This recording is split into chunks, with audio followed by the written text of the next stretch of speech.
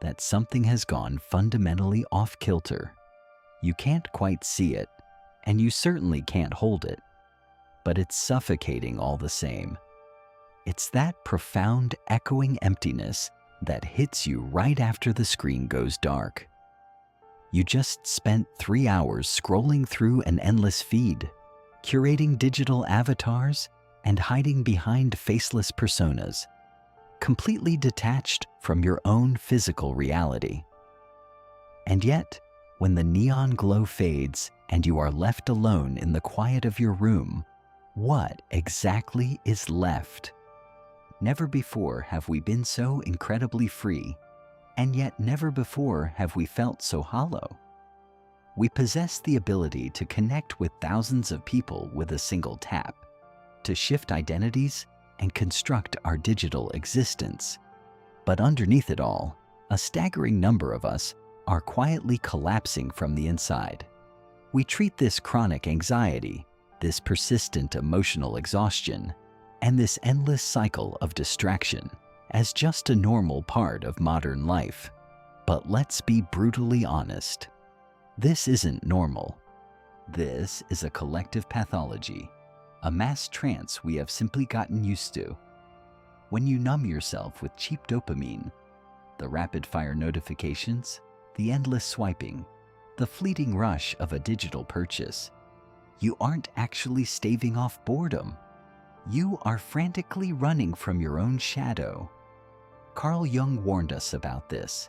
He knew that when we lose our connection to deep, symbolic meaning, we stop being independent individuals and become a reactive crowd, driven by primitive fears and a desperate need to attach ourselves to anything that feels safe.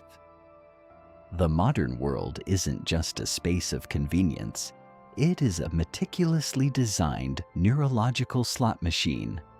It keeps you spinning, keeps you pulling the lever, not because you actually want to, but because you have been conditioned to fear the silence that comes when you stop.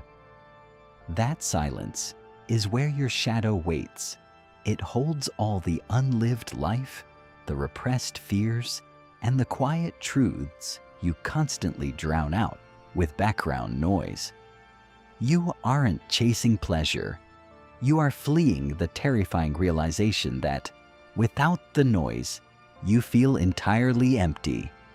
Think about the exact moment that notification chimes, or the second your credit card clears on something you didn't need. There is a tiny electric surge in your chest. We have been conditioned to call that feeling happiness, but is it really? It is nothing more than a chemical sleight of hand. We are perpetually chasing a horizon that keeps receding the faster we run toward it. Arthur Schopenhauer pinned this down centuries before the first smartphone was ever conceptualized. He didn't know the word dopamine, but he intimately knew the thirst. He called it the will, a blind, ceaseless, ravenous striving that sits at the very core of our human architecture. This will does not want you to be happy. It only wants you to keep wanting. Have you ever noticed how the thrill of acquiring a thing is universally more potent than the reality of actually having it? The new purchase, the new romantic conquest, the new hit of digital validation. They burn blindingly bright for a fraction of a second and then evaporate, leaving behind a sticky residue of exhaustion. You aren't actually satisfying a desire when you give in to these impulses. You are merely momentarily silencing an ache. What we so often mistake for joy is just the temporary absence of our underlying craving. It is the brief exhale before you are forced to hold your breath all over again. Because that relief is so agonizingly brief, the dosage inevitably has to go up. You slowly build a tolerance to your own life. A quiet Sunday morning suddenly feels painfully understimulating. You can't just sit and drink a cup of coffee anymore. You need a podcast in your ear, a timeline under your thumb, and a television glowing in your peripheral vision, all at the exact same time. We are piling on the stimuli, absolutely terrified that if the noise drops below a certain decibel, we might accidentally hear the sound of our own pulse, the ticking of the clock, and the heavy footsteps of our own mortality. We are feeding a raging fire with dry leaves, completely baffled as to why it always burns out so fast and leaves us freezing in the dark. We use cheap pleasure to paper over the deepening cracks in our psychic foundation, but pleasure is a self-consuming currency. It demands that you spend your attention, your time, and ultimately your raw vitality, eventually leaving you spiritually bankrupt. The tragedy isn't that we want to feel good. The tragedy is that we have outsourced our inner peace to a cultural slot machine, one that is rigged by design to keep us pulling the lever until we have absolutely nothing left to give. So, who is the one actually suffering? We talk endlessly about our anxiety and emptiness, but rarely ask who exactly is experiencing it. We are culturally engineered to operate as hungry ghosts, creatures cursed with enormous insatiable appetites, but throats too narrow to swallow. We stuff ourselves with digital validation, yet remain perpetually starved. The self we try so desperately to feed does not exist in the rigid way we assume. It is merely an illusion, a cobbled together narrative of memories and fragile defenses. This is the bitter pill. The architecture of our suffering is built entirely on this phantom ego trying to secure its survival. It operates through toxic frequencies, clinging desires that are never satisfied, reactive anger when reality refuses to bend, and a profound ignorance of our true nature. Modern psychology might call this anxiety-driven desire, attempting to medicate symptoms or adjust behaviors. But ancient wisdom points out, you cannot cure an illusion simply by feeding it better thoughts. We are trying to fill an infinite metaphysical void with finite things, a mathematical impossibility. Look closely at that relentless voice in your head, constantly whispering that you aren't enough. We might label it the inner critic, but it is really just the mind reacting to the threat of its own insignificance. When you experience failure or rejection, you don't just feel sadness, you feel existential terror because your constructed identity has taken a direct hit. We spend our lives acting as full-time bodyguards for a ghost. Even our modern obsession with healing often becomes just another covert way to polish the very ego causing our misery. As long as you cling to this imaginary self, shielding it from the inevitable impermanence of life, you will remain trapped. True suffering doesn't lie in your external circumstances. It lies entirely in the ego's arrogant demand that reality be different. You don't need to fight the pain, and you certainly shouldn't numb it with another hit of cheap stimulation. The way out requires you to stop fixing the phantom and start mercilessly observing the mechanics of your own craving. So what happens when the mirrored labyrinth finally shatters? What do you do when you realize the maze you've been sprinting through was engineered by your own desperate mind? You don't try to piece the glass back together. You simply stop running. This is arguably the hardest part of the human experience, cultivating the raw courage to be perfectly still. We are terrified of this stillness because we've been hardwired to equate motion with meaning. But if you can bear the initial panic of sitting with yourself without instinctively reaching for a screen or a distraction, something entirely unexpected happens. You start to notice that the craving, the anxiety, the existential dread, they aren't actually you. They are merely weather patterns passing through the vast sky of your awareness.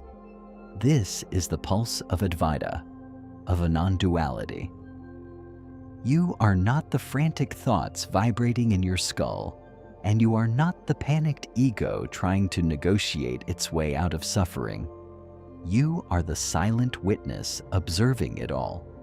When you step back and anchor yourself in that witness consciousness, the grip of the hungry ghost dissolves. You don't defeat the ego by fighting it.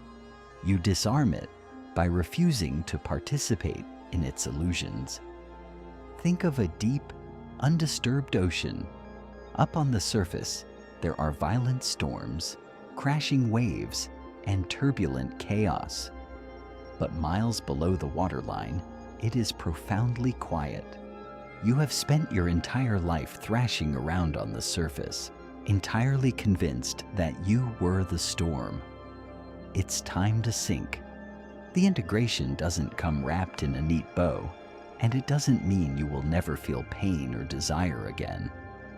But it does mean the frantic hunt for the next hit loses its gravitational pull. True joy, it turns out, is remarkably quiet.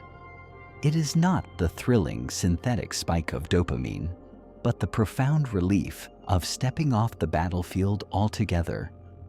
It is the quiet realization that there is nothing you need to acquire, no persona you need to perfect, and absolutely nowhere you need to go to be whole. You just have to sit in the ruins of your own illusions and watch the moonlight reflect off the water. You are already everything you have been searching for. So, what happens tomorrow morning when you wake up and the world is exactly the same? You still have a smartphone on your nightstand. You still have bills to pay. And you still exist in a society that runs on the high-octane fuel of perpetual motion. The neon lights haven't burned out, and the cultural slot machines are still spinning.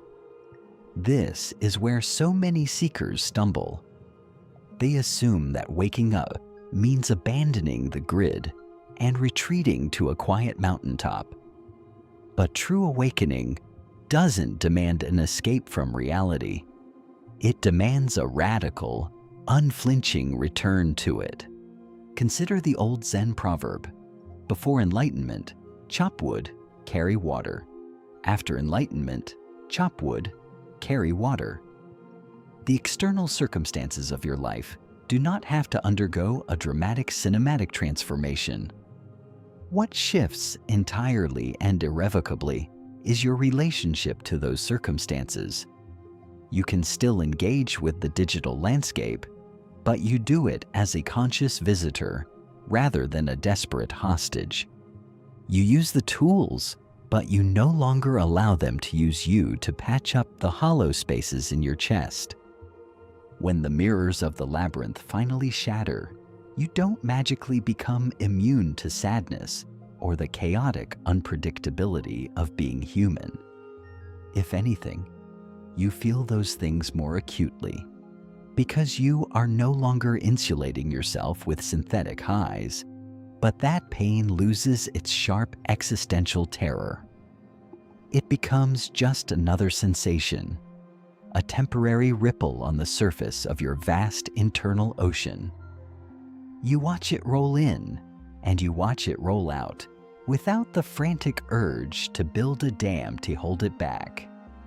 The next time you feel that familiar creeping itch, the sudden urge to reach for your screen, to buy something you don't need, or to fill the silence with meaningless noise, I challenge you to just pause.